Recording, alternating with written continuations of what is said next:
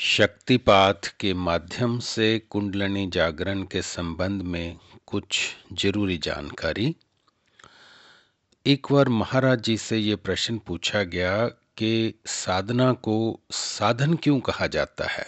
तो गुरु महाराज जी ने बताया, ऐसा नहीं, साधना को साधना तथा साधन को साधन ही कहा जाता है। साधना को साधन नहीं कहा जाता।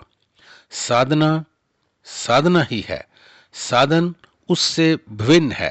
हाँ, साधना में स्वाभाविकता आ जाने से वह साधन हो जाती है।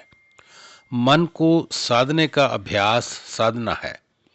साधना में मन को निर्मल करने का प्रयत्न गौण होता है, क्योंकि अपने प्रयत्न से मन निर्मल हो ही नहीं सकता।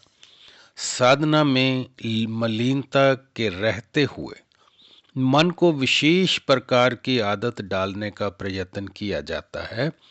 जैसे हम साइकिल चलाने का अभ्यास करते हैं, कुछ दिनों के पश्चात हमारी आदत बन जाती है। इसी प्रकार मन के विपरीत संस्कारों को दबाकर कुछ नए प्रकार के संस्कार संचय करके मन के प्रभावी गुण को कुछ समय के लिए ही सही बदल दिया जाता है। संयम में रहकर मन की संयत अवस्था प्राप्त करने का अभ्यास साधना है। उसकी गिनती आन्वोपाय के अंतर्गत की जाती है। शक्तिहीन किंतु अभिमान से ग्रस्त जीव अपना प्रयत्न किया जाता है, यही साधना है। यदि साधना आन्वोपाय है तो साधन शक्तियोपाय। इसलिए साधना जागृति से पूर्व साधक का प्रयत्न है, तो साधन जागृति के पश्चात की स्वयं सिद्ध साधना। साधना में कर्ता भाव है तो साधन में दृष्टा भाव। साधना में कोई द्वय अभिमुख होता है तो साधन में क्रिया ही द्वय होती है। साधना प्रयत्न के आशिक्त है तो साधना चैतन्य की क्रियाशीलता के। साधना में क्रियाशीलता का आधार संचित संस्कार हैं। साधन में क्रियाशीलता का आधार संचित संस्कार हैं, जिनके अनुसार ही क्रिया प्रकट होती है। इसीलिए साधन स्वाभाविक कहा गया है। साधना में साधक किसी विशेष प्रकार का अभ्यास करता है जिससे उसकी पहचान बनती है, जैसे ध्यान योगी, ज्ञान योगी, त्राटिक योगी, भक्ति योगी इत्यादि। किंतु साधन में एक साधक आंतरिक संस्कारों के बदलने तथा उसके कारण क्रिया के रूप बदल जाने से कभी हठ योगी, कभी ध्यान योगी, कभी भक्त, कभी उत्कृष्ट गायक इत्यादि होने लगता है। कभी हृदय भाव से भर उठता है तो कभी अंतर से ही शंकाओं का समाधान होने लगता है। इस प्रकार प्रयत्न साधक साधना तथा समर्पण साधक साधन हो जाते, दो श्रेणियों बन जाती हैं। साधन में कुछ करना नहीं है, केवल देखना है, समर्पण करना है। साधन में कोई इच्छा नहीं, कोई कार्यक्रम नहीं, कोई रुकावट भी नहीं। साधना यदि अपने बल पर होती है तो साधन भगवत तल पर। इसलिए साधना की जाती है और साधन होता है।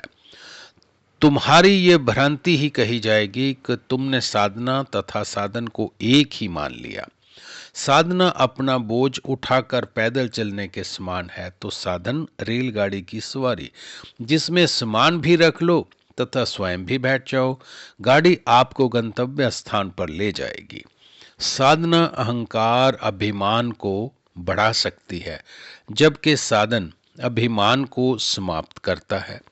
ये ठीक है कि साधन स्तर के कतिपय साधकों में भी अभिमान की अभिवृद्धि होती देखी जाती है, जिसका अर्थ ये है कि वह साधन का उपयोग भी साधना के रूप में ही करते हैं। नहीं तो साधन करने वाली शक्ति अभिमान से अतीत है।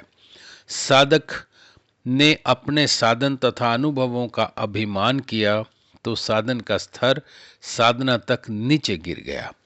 शक्तिपात अत्यंत सूक्ष्म प्रक्रिया है। सभी आधार अदृश्य, सभी घटनाएं गुप्त, सभी कुछ चैतन्य के स्तर पर ही।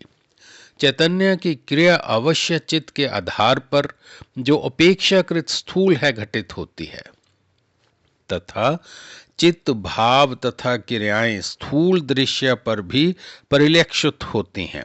किंतु चित्त में स्थान पाने वाले परिणामों को क्योंकि लक्षित किया जा सकता है, जिस पर इसका प्रभाव पड़ता है वही उनको अनुभव कर सकता है। दीक्षा के समय सभी साधकों की अंतर्दृष्टि परिपक्व नहीं होती, इसलिए वे अनुभव करते हुए भी अंतर परिणामों को समझ नहीं पाते।